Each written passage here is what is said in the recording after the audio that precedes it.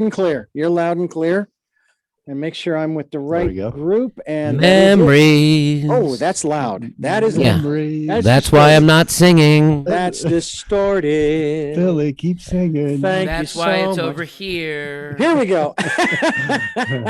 All right, here we go. Stand by. I shaved for this. Did you? You're looking good. You're looking good. I think you shaved for this. So did I, pal. Yeah. And duck fat up here. That's right. Duck fat. 3. Audio is rolling in 3, 2, 1. Welcome to the Jeremiah Show. We have a old friend rejoining us. It's been a little while since number 300, Dr. D. Can you remember back to number 300? Vaguely. Well, it was 300, right? It was 300. You were 300. And master of ceremony, Billy Harris. Ceremony or ceremonies? Make it ceremonies. Plural. Jeremiah, work with me here. Actually, you've been doing one ceremony, but it just keeps changing in front of you. Yeah, it's the same one long I was just ceremony referring to for one 30 ceremony. years. Yeah, just one ceremony. I was referring to the 300th ceremony. Exactly. The master of ceremonies, Billy Harris. Hey, Billy, you are joining us. You have a big event tonight, so we've only got a couple of minutes here with you. We do have a big event tonight. You have, how many people are you serving? 400 and... Tonight's 400 for the LA Food Bank. It's part of their, we love the LA Food Bank. We've actually done a lot of events. Live events, our biggest event for them, we had 1,000 people in the parking lot, a little concert with that Dave Grohl guy, and with amazing food and barbecue. That was our largest event for the food bank. And then I think we've done 3 now this year in COVID. We've done about 60 total virtual galas. And even though obviously everything's opening up, kind of the gala world, 1,000 people aren't putting on tuxedos and running into the Beverly Hilton anytime soon. So the big galas are still virtual, and, depending upon the nonprofit, they can be much, much more successful, because they have to spend a lot less money. But let's not have a business class right now. Let's just talk I want to hear about Billy's brunch. Tell us about Billy's brunch. First, yes. So tonight, LA Food Bank, 400 people, part of their big capital campaign. They've just bought a new 250,000 square foot warehouse in the City of Industry for everyone in LA, and so many people support the LA Food Bank. If you've been to their space, as big as that is, and I didn't even know this, that's only 100,000 square feet. So now they've bought 250,000 square feet. So as you can imagine, it takes a lot of dollars to make those things happen to help feed the LA community. So I'm not a very religious person, but they are definitely doing the Lord's work. That is for sure. For the people that are tuning into the podcast today, what can they do anything to I think it's lafoodbank.org, and even $1, can provide 2 meals, $5, 10 meals. So it's really every dollar amount helps. So anyway, we're all great friends of the LA Food Bank. We have their big virtual kind of spring gala tonight. I guess I was on episode 300. I'm sure you're on episode 900 now. This is a very low budget, quick turn 'em and burn 'em kind of production here. But that's it right there. That's all right, though. We get the message out, Billy. Pretty much. I got 4 minutes left. So last time we were talking about some of our virtual events. We've actually done about 60 this year, which is crazy. Our first was the first week of April. And it got very big, very quick. We just did the Oscars for Jeffrey Katzenberg. We did the Emmys for the Motion Picture Television Fund. We did, literally since we spoke, we did, there was no parade for the Dodgers or Lakers, but the Dodgers Foundation had a big virtual event. We had John and Vinny and Nancy Silverton do food for 1,200 people. We made 1,000 deliveries. That's crazy. And they raised like $1.5 million for the Dodgers Foundation, which builds baseball fields in inner city neighborhoods and all sorts of sports programs, and they outsource their money to the food bank and a bunch of other organizations. So we've been virtual, as everyone knows, and thousands of people have supported us over the past year. But on Sunday, June 13th, it is time to drop the hammer. And we're going live. We're doing it outside with the great Neal Fraser and his wife, Amy Noel Fraser, at their Redbird Vibiana compound in that gorgeous courtyard out front. Yeah. We're going to have about 100 people. I think it's 94 to be exact with CDC guidelines right now, but come June 13th, that could expand. So eat, drink, be merry. We're going to have some jazz music. We're going to have amazing cocktails, our good friends. I'm going to actually read you some of the menu. Yeah, do that. I was going to ask you to do that. So this is a brunch. It's Billy's brunch. Our plan is to do like one outdoor event, June, July, August, September, October. If we can do more, we'll do more as people start kind of going inside. Check this out. So cocktails, you're starting off our good friends at Hendrick's Gin. This is the cooling cup. Hendrick's Gin, Bianco Vermouth, Cherry Liqueur, Fresh Lemon, and San Pellegrino Tonic Citrus. And then you're going to close the night out with the Hammer Highball with a little Glenfiddich bourbon, some lemon, some honey, some Drambuie. So great cocktails from our good friends at William Grant. Obviously, tons of water from Aquapana. Santa Margherita is bringing out some good stuff. They own 11 wineries in Tuscany. I know everyone knows Santa Margherita Pinot Grigio, but they actually have 11 other beautiful wineries all over Tuscany. But they are going to bring out that summer rosé, that sparkling rosé.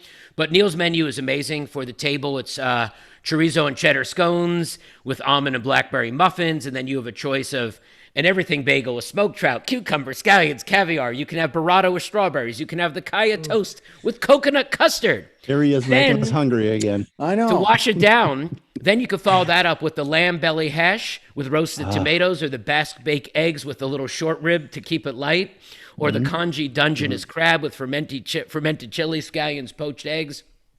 And then everyone's going to enjoy the chocolate budino with peanut brittle and creme fraiche on top. The cardiologist always recommends covering it with creme fraiche. So point being is we've done a ton of events with Neal and Amy at Redbird, in Redbird, in Vibiana, in the garden in the back, but this will be that front courtyard. So yes, on a Sunday brunch time, it's probably going to take you 21 whole minutes to get downtown Los Angeles if you're in the Hollywood area. So you're going to have to venture out. But come celebrate, make some new memories. Billy's Brunch. All the proceeds go to. Yeah, it's not on the Billy Harris website. You actually have to go to the Redbird site. I think it's Redbird. Yeah, I've got it here. Redbird. Where do we? We're going to put an ad in. Kat's going to read it. We're going to put an ad in because they have a link for. He has the link. Blog. She's going to read it for you. Just a minute here. The event benefits your friends at LA Family Housing. LA Family Housing, but that's a double whammy. So we partnered up with the Wells Fargo Foundation when we started a year ago because we really needed a charity partner because we didn't want to ask anyone for money except to attend these events. But as you know, we just like checking off all the boxes. You can't do these events with fancy chefs and fancy dinners and just not raise money for people that really need it. Mm-hmm. So this past Sunday for Mother's Day, we had a couple hundred people on with Nancy Silverton for our annual Mother's Day event, which sometimes we do live. The past 2 years we've done it virtually. And we supported the Downtown Women's Center. And we actually thought the Wells Fargo Foundation was going to give them a $10,000 check, and they came on and gave them a $100,000 check. Wow. So it was teardrops everywhere because it helps a lot of women in need and the amazing work that they do. So for all of our brunches and as we come back into more live events, the Wells Fargo Foundation is going to be supporting a lot of their organizations in sync with what we're doing. So anyway, the bottom line is come out, have some great food, have some great cocktails, have some great wine. Be outside. I'm assuming you're vaccinated. If you're not, please don't come to my events. But we will be outside. Hey, let me introduce you real quick before you go to the top chef, contestant chef Avishar Barua. He should be at one of your events one of these days. Yeah, you should, Billy. Avishar. Come on, where are you? If you invite me, I'll come. He is talented. You also need a little of my product in your hair right now. That's like hanging way too long. A little duck fat, and you'll be high and tight. All right, Richard Dugan, keep the hat on. Don't show anyone that ever again. So let's take that off. MC. Kat is your real name? I don't even know who Kat is. They just said meet Kat. So I'll just say, hey, there Kat, she is. Whatever. Kat's she's a new co-host, Billy. Right. You'll get to know her well. That's right. MC Billy Harris, Billy's Brunch, Sunday, June 13th, 11:30 a.m. Kat's going to give out all the information right now. Billy, have a great event tonight. Thank you for bringing the energy. Everybody. And I all hope you guys all schlep out of Santa Barbara and come way downtown Los Angeles and come for a little Billy's Brunch. Well, I was going to say I would go to Billy's Brunch, but it only sounds like you have 4 tickets left, so I better get in there quick right after the show. You should do it. Right after the show. Anybody listening, you better get there quick because I'm going there fast. I'm going right after the show. Billy Harris. Thanks, everybody. Thank you. Thanks, Billy. See you soon. See you soon. Take care. Be well. See Have you, a great chef. event. Get some hair product. And off he goes. All Must right. be nice to have time to have hair products. Yeah. It's just duck fat. It's just duck fat. That's all he uses. Yes, you probably have access to fat. that. I do. Yeah, I use castor oil if I need to, but Well, there you go. Billy Avishar, I Harris. think you look great. Yes, Don't look I stupid. do. it's all as well. natural. So. I do as well. I love the natural look. Kat, go ahead and read out that promo, and then let's introduce our very special guest, the chef. Yeah, you got it. All right. Let me know when you're ready. You're ready. We're ready. Rock it and roll it. Fantastic. Well, as you heard, Billy's Brunch, it's a Prix menu in the Vibiana Courtyard on June 13th. This year, 2021, join Chef Neal Fraser for an al fresco brunch in the Vibiana Courtyard hosted by Billy Harris and Paul Vitagliano on Sunday, June 13th at 11:30 a.m. Enjoy a multi-course, individually plated feast with welcome cocktails by Bar Director Tobin Shea, created with spirits from William Grant & Son and wine from Santa Margherita. This event benefits our friends at LA Family Housing. You can find out more about them at lafh.org. See the menu and reserve your ticket at exploretalk.com/redbirdla. And as always, special thanks to Wells Fargo Foundation. Beautiful. Thank you, Kat. I can't wait to introduce and talk with our very special guest this day, Chef Avishar Barua. He's the executive chef and the general manager of the Service Bar in Columbus, Ohio. He is on Top Chef right now, and I think that the 2 shows ago, the when Top Chef was at the drive-in, Top Chef drive-in, it was one of my favorite episodes, and you made that episode, Chef. You were so much fun on that, and I got to try those UFO s'mores. It was method acting, I heard. I really like drive-ins and movies, so you just got to go for it. You were great. You've got a side career, I think, in film and television. Sci-fi. Well, I love this. You were born in Columbus, Ohio. Immigrant parents who left Bangladesh in search of better opportunities in America. So inspiring always when we hear these stories, and I want to dig into that a little bit with your parents and their dreams and hopes for you. I'm sure that you are blowing their hopes out of the water. You have been so successful in the hospitality business as a chef and making it to Top Chef, and just congratulations. I want to give you hats off. It is quite an accomplishment. You pursued your true passion of cooking, but you got your bachelor's degree in biology and psychology at the Ohio State University. It seems like such a perfect.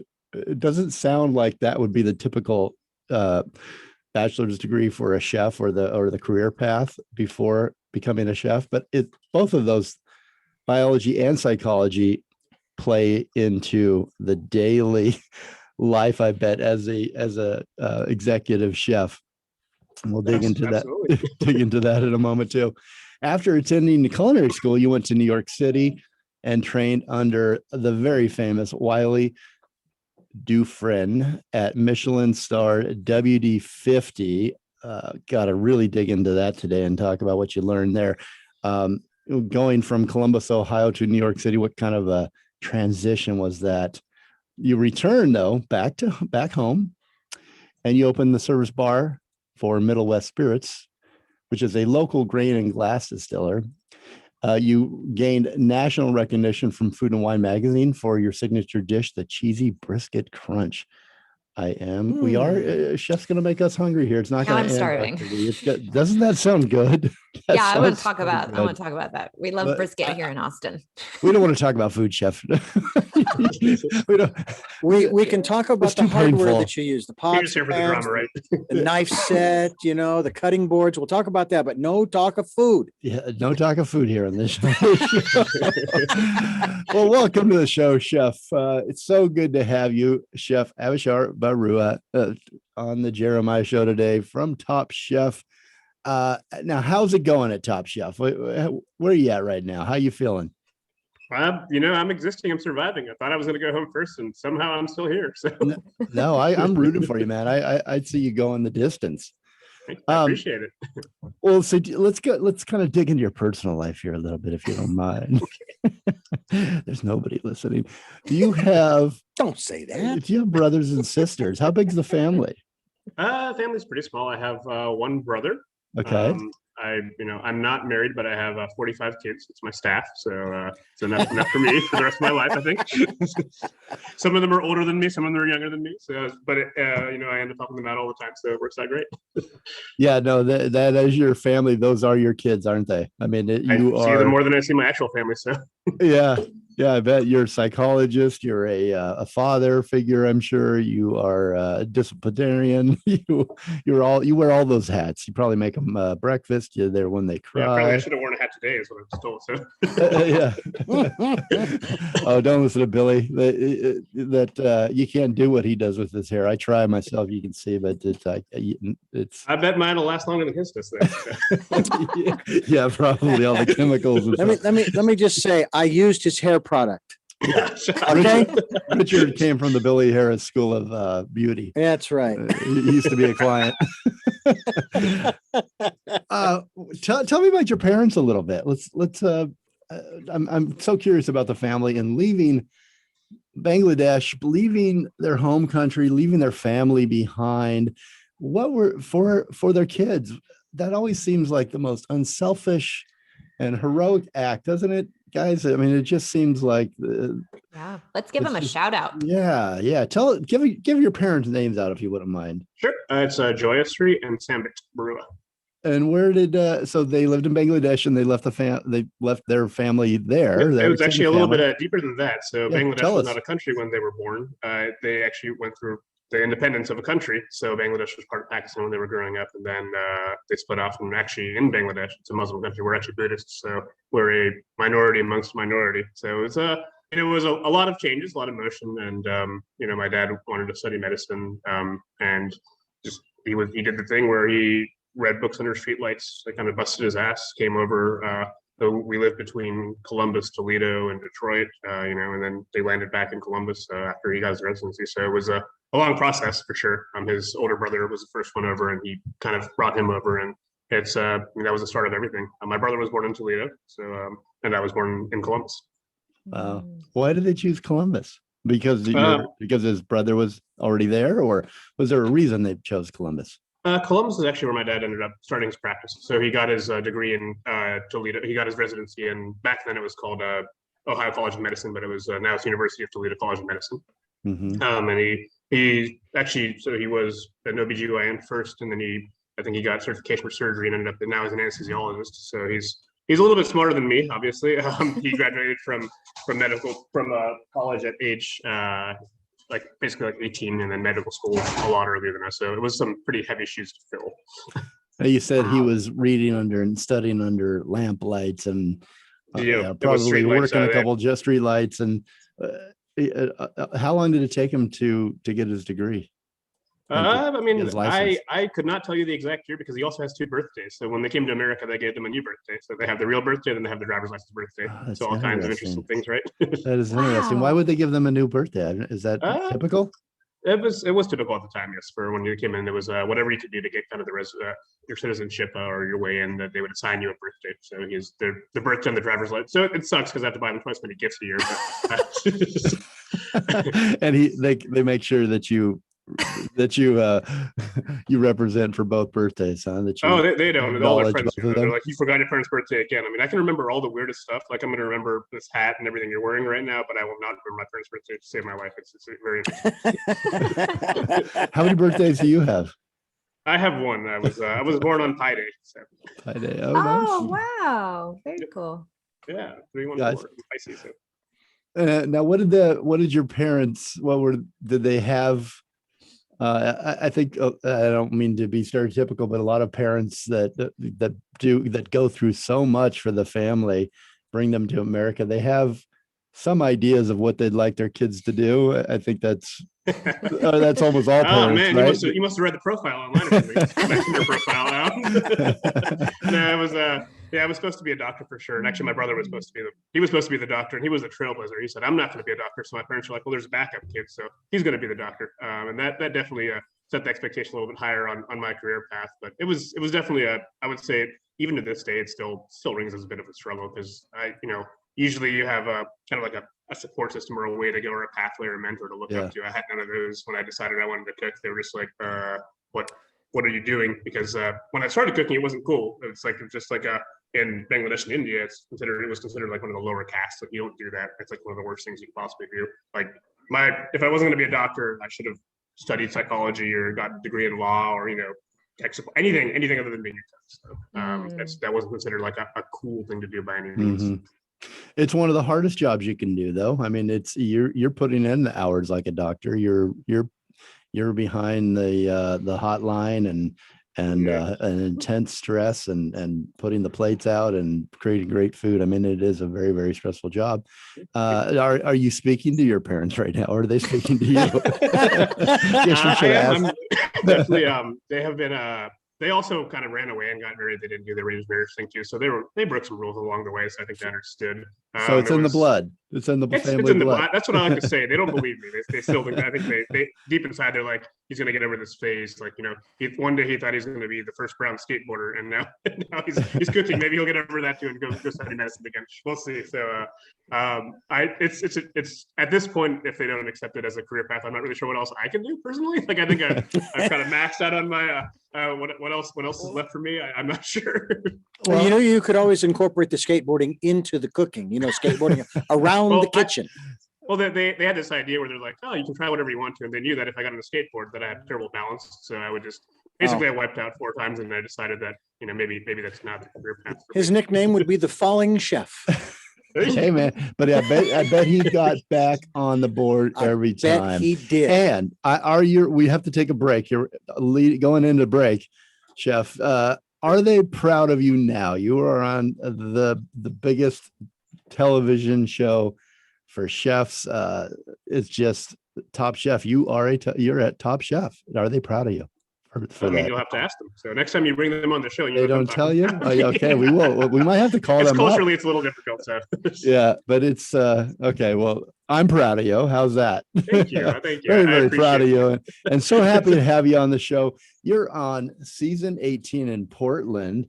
We're talking with Chef Avishar Barua. He's on Top Chef, doing really well. And when we come back, we're going to talk about the show a little bit and your experience. We'll be right back. Stay with us.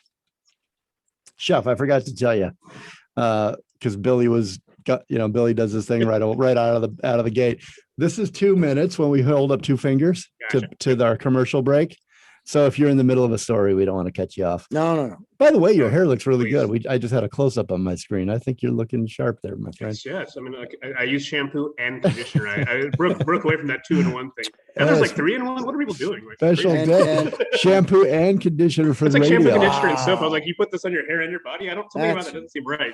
Yeah, exactly. You look like you're at your restaurant right now. I am. Yeah, we're actually we're in the middle of doing a pop-up actually. So we got 1 hour off. Luckily, you guys picked the right hour. Oh man, if you need to eat some lunch or something there while you're talking, go for it. Yeah. I won't be offended. I'm not gonna eat lunch, but I'm gonna go grab some caffeine if you don't mind. Yeah, go for it. We'll okay. Be close. I have this on record, so don't talk too much shit about me while I'm done. All right. Nope. What did he say? I don't know. Don't touch something. Don't touch that. Don't touch it. Okay. Don't touch those high voltage lines. We won't touch your laptop. That's right. We'll keep. I see our hands to ourselves. Rachel's online. Hi, Rachel. You don't have to. Hi. I see you. Hello, there. Rachel. Good to have you join us. I'm just listening. I'll be out of the way. No, it's great to have you there. Is there anything that you want us to hit? We do a promo for Top Chef. We throw commercials in at our commercial breaks for Top Chef specifically. Is there anything that you want us to hit on your list? No, I mean, I think just the main thing is that it airs Thursdays on Bravo, but yeah. I feel like you already hit that. So. Yeah, we got all that on the commercial break. Yeah. By the way, Richard, can we use last time's commercial that Kat recorded, or do you want her to record it again? Yeah, we can. Or is it easier for her to record it again? Whoa, we got whipped cream there? Nitro cold brew. Oh, okay. Cheaper to make your own. Oh. Okay, are we ready to come back? or do you need some time, Yeah. Chef? I did. Wow. Whatever. I did Yeah, indeed. you can do that while we're talking. It's fine By, with us. by the I can way, multitask. you may or may not get this reference, but I just want to know one thing. Who cut your hair, man? He It doesn't actually get the depends. reference. He's too young. He does not get the reference. I don't get the I mean, reference. I don't get the reference. Cheech and Chong. Oh, Oh, man. Oh, I should have got that reference because we're doing a Harold and Kumar pop-up right now. So that should have come right to my head. poor Chef. He's gonna leave the show with a complex. You on his no, hair. actually, Why are I we think talking about my hair so much? Yeah, shut up, man. Let's talk about. it's Billy. all because of Hair. Billy. It's all because of Billy. Okay, that's his fault. All right, I'm Hey, ready. 1 second before Okay. we come back, Yes, sir. Dr. D. Thank you for bringing us back. Kat, I'm gonna do this. I want to kind of follow up with these first two questions on the third or fourth page, whatever that I have. Yeah. And then, do you want to take over from there? Take some of the questions or your own? Yeah. Okay, great. All right, 3, 2, 1. Welcome back to the Jeremiah Show. We have a very special guest with us today. Top Chef Season 18. Portland is back. I couldn't be more excited. It's one of my favorite. I look forward to this all year long. And we've got Top Chef contestant Chef Avishar Barua on the show today for the hour. Excellent guest, excellent chef. He's quite accomplished. We're just getting started. So if you're tuning in, you haven't missed too much. If you want to go back, though, go to the podcast. You can hear the whole interview. Chef, welcome back to the show. I wanted to just follow up here on the family and your path to your success now on Top Chef and running executive chef of your restaurant, general manager, and ask, you're born in Columbus, Ohio. Do you go back to the old country at all? Do you go back and visit relatives? Have you been back? I have been back. I've been back, I think, 4 times in my life. The last time I went was 2016 or 17. Obviously, it's a little bit difficult to go now because of the restaurant thing, but between jobs, I was able to find a small gap to go back. Well, I also India has been ravaged by COVID. Absolutely. Are your family members all okay? They are, they're talking to us, and we told them some of the stuff that we did to try and be safe and keep safe. And over there, kind of like unrest is always it's kind of a standard thing. Like every time the political power shifts, there's going to be like a riot in the street and a protest. So it's a newer country, so it's not the most insane thing to ever happen by any means to them. We're adaptable people. We've been through a lot. But we're also very stubborn people. So, we have half relatives that are like, it's to the point where like back when it started, like the police were just like, they beat you with a stick and say, get back in your house. You can't be outside, that sort of thing. So, Wow. Yeah. Well, that's interesting. You're sharing some of the stuff that we've learned in our country. We haven't handled it always perfectly, but it is a new thing, and I think we're getting better and better. And in fact, I left today and I think they're lifting a lot of the restrictions, like the if you've been vaccinated, you do not have to wear a mask. That is the current CDC information. Well, I wanted to ask you, this is such a historic season on Top Chef. And do you think about this? Meaning we're coming back from a pandemic. We're coming back from a restaurant industry that's just been decimated, where workers restaurants are having a hard time finding staff now. That a lot of them have found other careers and aren't coming back to the industry. I Chef Suzanne Goen here in LA, I know is struggling to get, and she's one of the best chefs in the world, and locally in Santa Barbara, a lot of the restaurants here are struggling to find good staff. And you come back, Top Chef, you come back, and this is the first season back. It's still at the tail end of a pandemic, but still in the pandemic. It's historic. Do you think about this? It's hard not to think about it, actually. Like that part of the reason that this was able to happen actually was because of the pandemic. So normally, like I'm almost at my restaurant, and we had a full service restaurant. Interesting story in Ohio and Columbus, actually. On March 14th, which is my birthday, I was doing the dishes, and then on March 15th, they decided that all restaurants were shut down. So there was a nice birthday gift to have this point where we got to a restaurant where we just finally gained the trust of our staff. We're starting working as a family, gained the trust of our guests. We found a swing, we found some momentum, and then boom, now you have to lay off 90% of your staff. And these are people that you care a lot about. So it's very something that doesn't go away. Every day you think about it and you say, hey, my job is to find solutions as a chef to people, to be a mentor, and I can't do that because, what can I do? There's nothing I can do.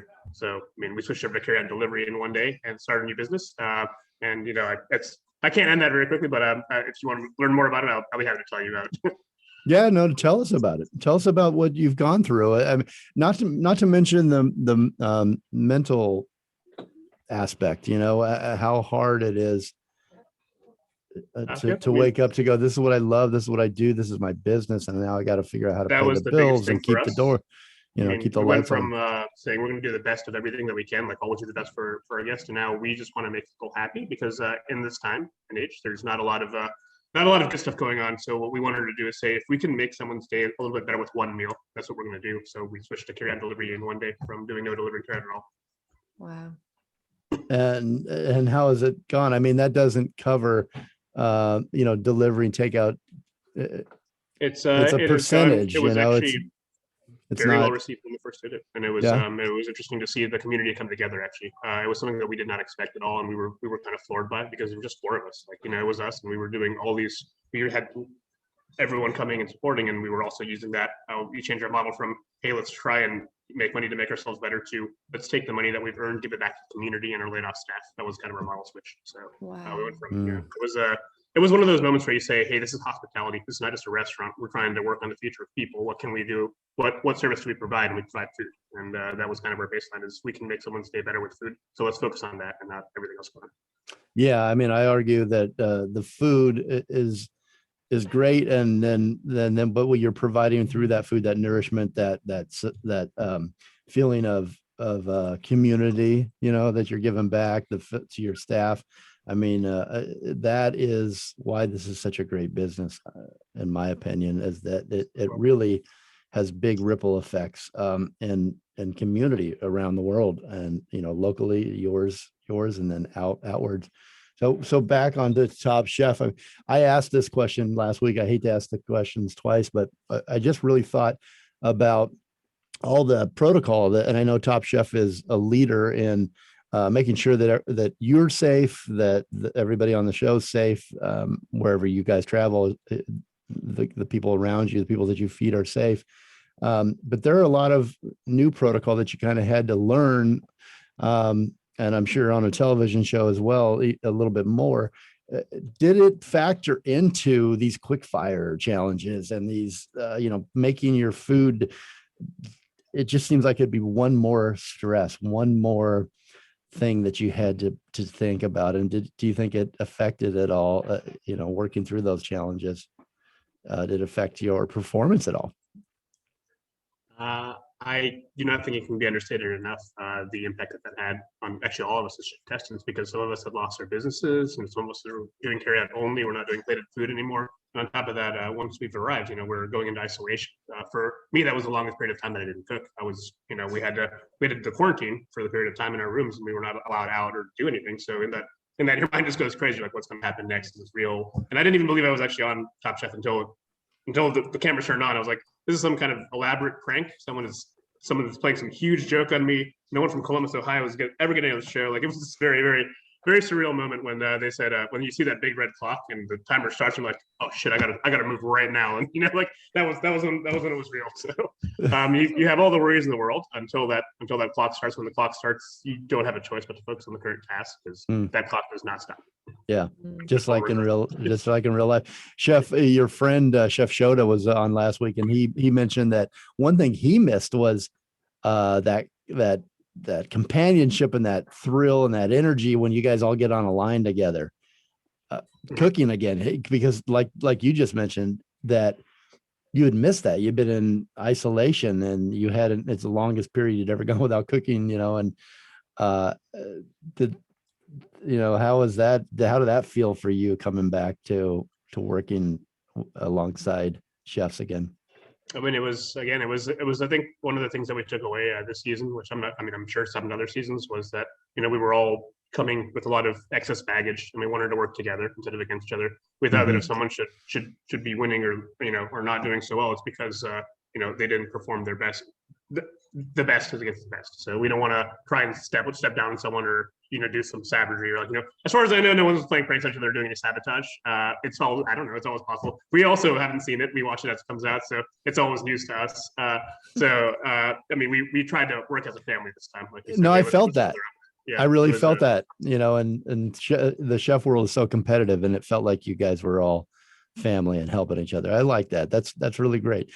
It's season 18, Portland top chef, Chef Avishar Barua is our special guest today. And I want you to take a moment, go to his website, check out his restaurant, servicebarcolumbus.com.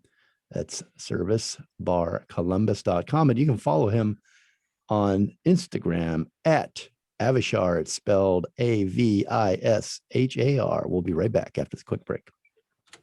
Kat, Okay. it's all you.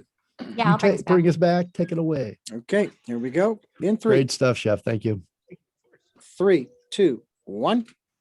Welcome back to the Jeremiah Show. We're here with Avishar Barua from Top Chef season 19 in Portland. You can catch that show on Thursdays at 8/7 Central on Bravo. If you're not watching it, you're missing out. So we were just talking before the break and in this tonight. Yeah. Oh yeah. Yeah. Tonight, Thursday.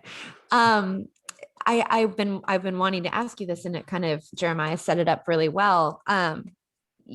Just with the, like, you were talking about how you couldn't believe you were on Top Chef, and then it's like the red clock starts. Tell me how you mentally prepare. I'm just kind of envisioning that I'm sure you have a moment, before the show starts and the challenges start, to describe what Avishar does in the quiet of his hotel room being sequestered. And, what does that look like? Like, do you listen to music? Like, what's your... You can't do that. So you're not allowed to listen to music. It's very much you got to be in the zone. So it's very focused. I'll say we're all very focused, but we're also, it's all like everything that happened this year is new to everyone. Like even the production team, they had to, we had to adapt to regulations and what was going to happen. And the coolest thing again was to see that this was truly a group effort. Everyone in production, everyone in casting, every single person made a huge difference this season because we had to work together to make it happen. If we had violated anything, or if anyone got sick, if one of the chef testants got sick, it would have canceled the entire season. So it was really important for us to stay in the bubble and stay safe. And actually, I felt safer there than sometimes I do here because everyone was staying together. There was no room for error, and that was a relief. We also got tested 3 times a week. They made sure every single person. Yeah, I have a permanent cavity in my nose. I think from that. So just wake up and in you go. But yeah, it was remarkable to see, and it was really inspiring to see. Everyone just like on the same page. There was if we had one person that was evil or mean or didn't care or just violent, it would have ruined the entire season for us, and that did not happen. Yeah, it's like in school, where you always have that one kid that screws it up for the whole class. So. Well, and Portland was ground zero too. I mean, I'm sure that definitely was not planned, I'm sure, by Top Chef, but being there, how historic ground zero last year. Yeah, that we had the fires, we had everything. I mean, we had every single curveball possible thrown at us on top of being in the competition, and it was really cool to see that no one really made any excuses. They just said, "Hey, we're going to do this," because the other thing that we had to do is we have to inspire a generation of hospitality workers to say, "Hey, you should want to be a chef. You should still want to cook." And it was really, really nice to see that they decided to create a season even amongst all this. It gave us a lot of hope. Yeah. How do you, so I've been in the hospitality industry before. I know what that work day and night is like. What do you do in the very little time that you have to relax? What do you do? Like, what's the opposite of running a restaurant? I am still trying to figure that one out. I find like sometimes I can do an activity at the same time as I'm still thinking about work, because in this career path, if you want to make it, and this is like one of the things that I don't know, I haven't made it. I'm learning every day, and I think it's a different mindset, because there's always more work to be done, and like we're all students. But you just like you don't clock out. I might be like riding a bike or something, and in my mind I was like, how do I do payroll? Like it's just, and you might get inspired by, you see something cool while you're biking, you're like, maybe that's something that can go back to a dish. So it doesn't ever turn off, and people hate that. Like if you go on vacation, you don't stop. You're like, I want to eat there. I want to eat there. You're not seeing sights. You're just going to restaurants. It's everything is just it's not a great situation that I would say like traveling or being with or hanging out with the chef, because they never turn it off. It's always. And the worst is when you're at home and you're like, hey, you're gonna make a dinner. Hell no, I'm not making dinner. We're gonna get Taco Bell. I've been cooking all day. It's like I don't want to make anything else. I don't want to. Yeah. Can we talk a little bit about your cheesy brisket crunch? Because that sounds really good. Here we go. Something, Kat's going to yeah. ask for the recipe. That was actually my first time leaving the state of Ohio for travel related to work, was because Taco Bell reached out to me, and I thought that I was getting a lawsuit against me. I was like, oh no, it's finally happened. They got me, and they're like, actually, we think what you're doing is pretty cool. We're going to fly you out here, and you're going to come and see Taco Bell and how we do. And I was like, wow, this is amazing. And that was one of like the few moments where I left. I was like, maybe I'm doing something right here. This is crazy. Like, I got to go to, there's a taco, like the original Taco Bell is inside of Taco Bell headquarters. It's in Irvine. So it was like, it was such a great, like, it was one of the coolest things I've ever done in my entire So life. you weren't kidding when you said you go get Taco Bell after work. I mean, usually when you get off work too, it's past midnight, so you don't have a lot of options. So Taco Bell is like, we call it like restaurant fuel, because it's if you think about what they do that other fast food does not do, is they're a master of texture and temperature. They have crunchy, soft, crispy. They have cold lettuce. They have cheesy. That's why you crave it so much. Also, like their fourth meal lines up with an hour that people do other things as well too. So I think it aligns perfectly. Very interesing. I Dr. D, do you have a have never question? spent this much time thinking about Taco Bell.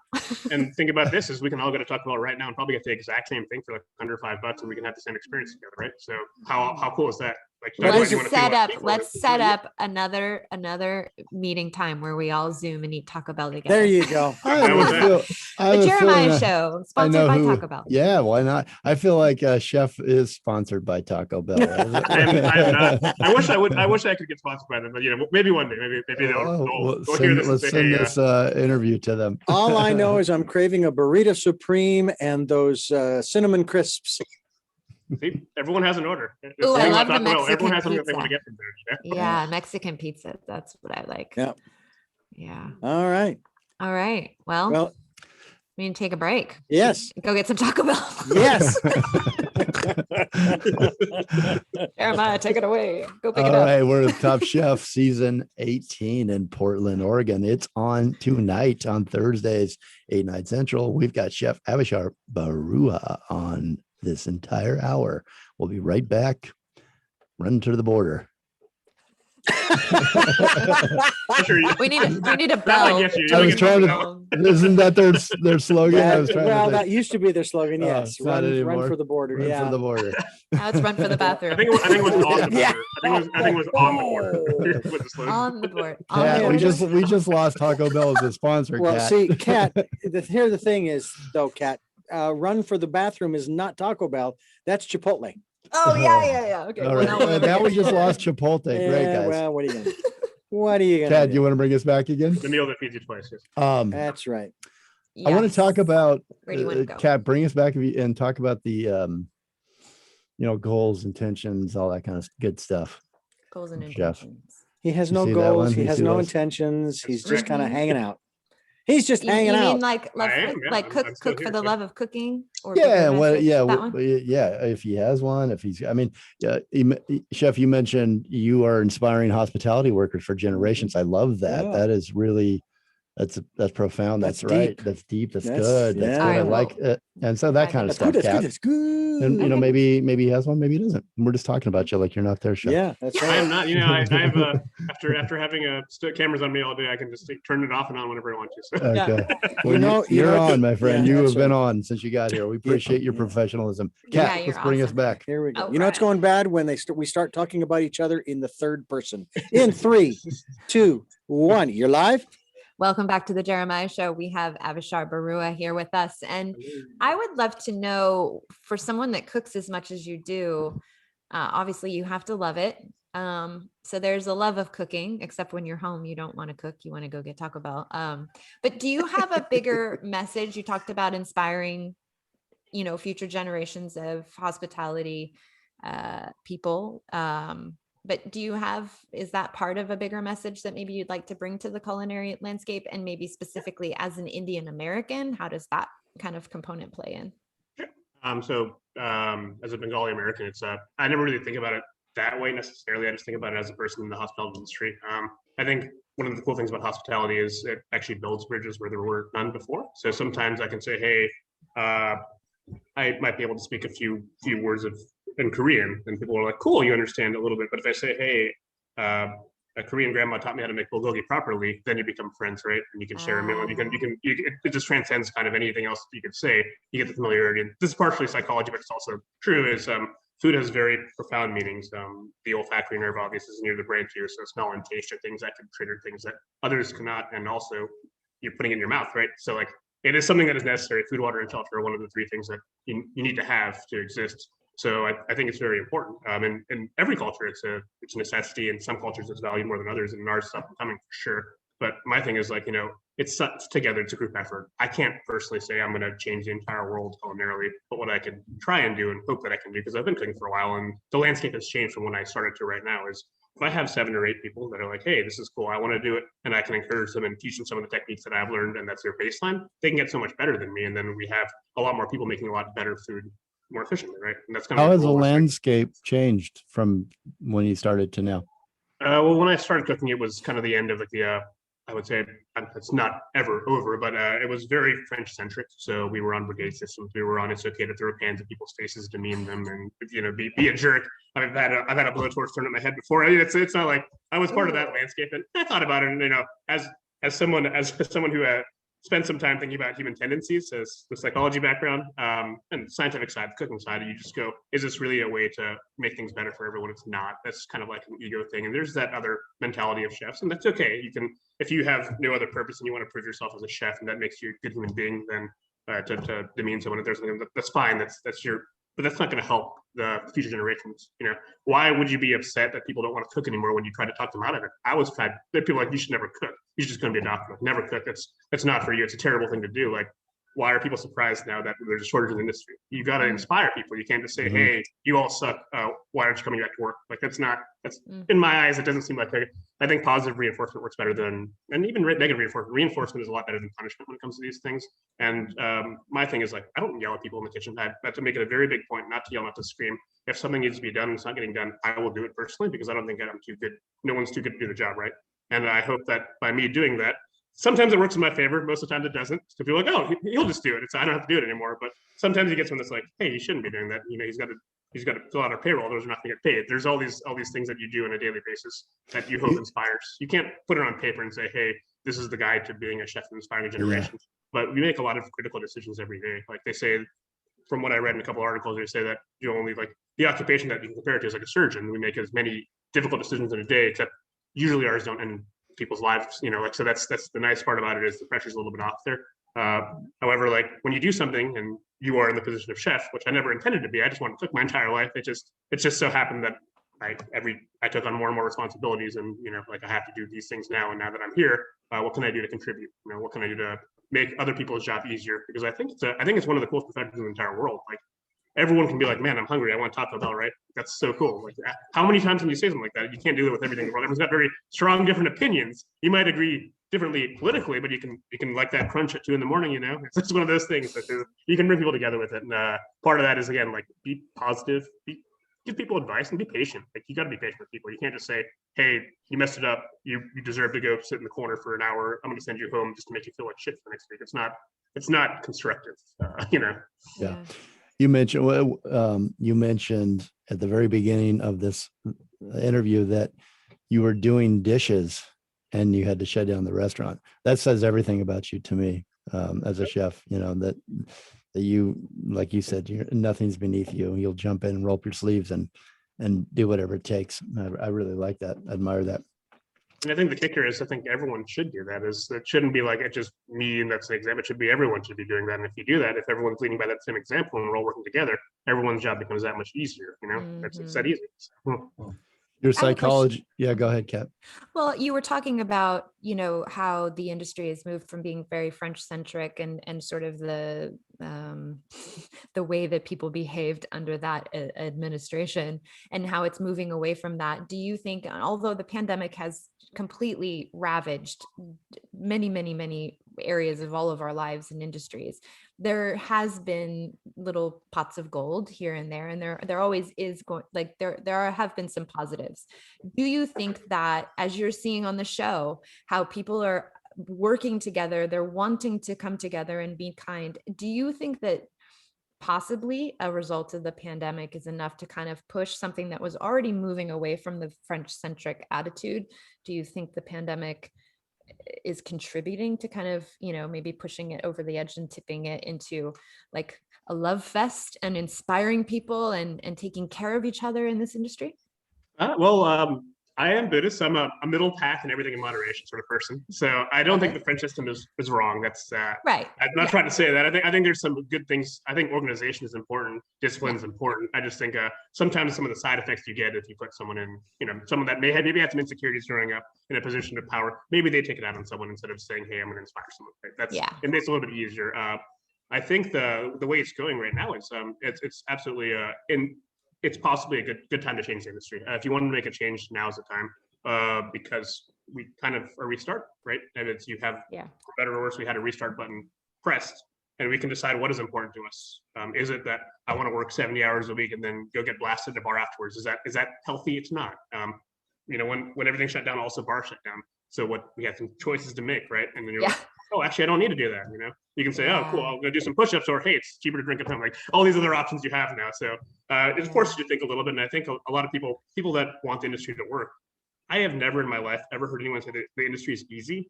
So like when people are saying it's not time to quit, I find that kind of interesting, because those are the same people that are like, no, you shouldn't, you're gonna call off for being sick. Now, if you're sick, you better call off, right? Like it's changed so much, right?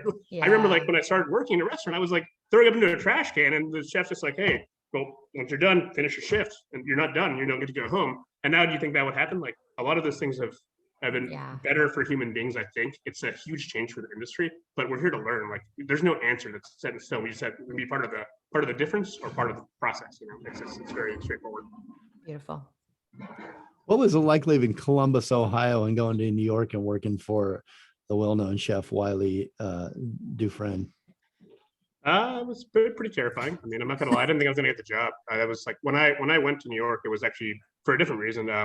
I had just gotten done close to over with culinary school, and I read a lot of books. Here, I'll show you. Got a lot of books over here and there. Like I'm surrounded by books, so that's how I do most of my learning. Because we don't really have back then in Columbus, we didn't have a lot of like nice restaurants, places you could learn from. So I got this book called Mission Chinese Food, and I thought it was like the coolest book in the entire world. I read the back, like I always read the front and the back of the book because it gives you the chef's philosophy. And more important than any recipe is someone's philosophy and attitude towards cooking, I think. Like if you copy a recipe, you're not going to be a better chef. You're just going to copy something that someone else already done. But if someone says, hey, this is how I came to this conclusion, and this is what you should do. I read that book and I was like, man, I read it page to page in one day. And then my friend's like, hey, you should get this thing called Twitter. So I got this thing called Twitter, and I followed that account, and they're like, hey, we're hiring line cooks in our new spot in the Lower East Side in Manhattan. So I just sent a tweet to them, and they're like, oh, well, we don't do that. We don't hire people from out of state. So you're gonna have to move here if you want a job here. And I was 24, I think 24 at the time, 23, 24 at the time. The restaurant that I was working at, I think we'd gotten best restaurant in Columbus, and we were outside of 270. So it started something, but in any case, I was like, there's a lot more to learn. Like I'm not even, I feel like a phony. Like we shouldn't be that good. So I need to go get my ass kicked, like do my residency basically. And explain that Chef Wiley. I mean, he's pretty out. He's out there. He's ahead of the curve. I mean, he's really experimenting. Can you explain him to listeners that may not know? Yeah, I mean, Wiley was one of the chefs that when you saw it's always it's very much the funny thing is everyone thinks that he's got a science background. He's a philosophy major, if I remember correctly. He wasn't that's a different part. That's not science necessarily. So he got to where he was by knocking on doors, and he's like, he always asked why, the question why. So with why, you can go, why do I need to make pasta out of flour? Why can't I make it out of shrimp or carrots?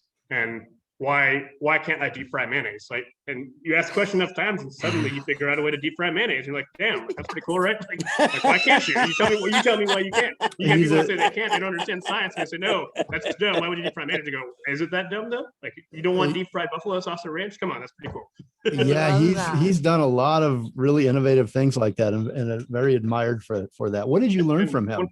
If you got so go ahead. Well, you had I learned a lot from him in the restaurant. I mean, the things that I learned was like ultimately was actually the mindset was really cool. It wasn't like, hey, again, here's how you deep fry hollandaise, or here's how you make all these interesting things. This is how you turn carrot into a noodle. It was more like how do you approach the question, and how do you find resolve? And at the same time, how do you run a 1-star restaurant? Remember, he has a Michelin star. That's a very consistent thing. If you're changing things up constantly, it's very hard to do that consistently on a scale.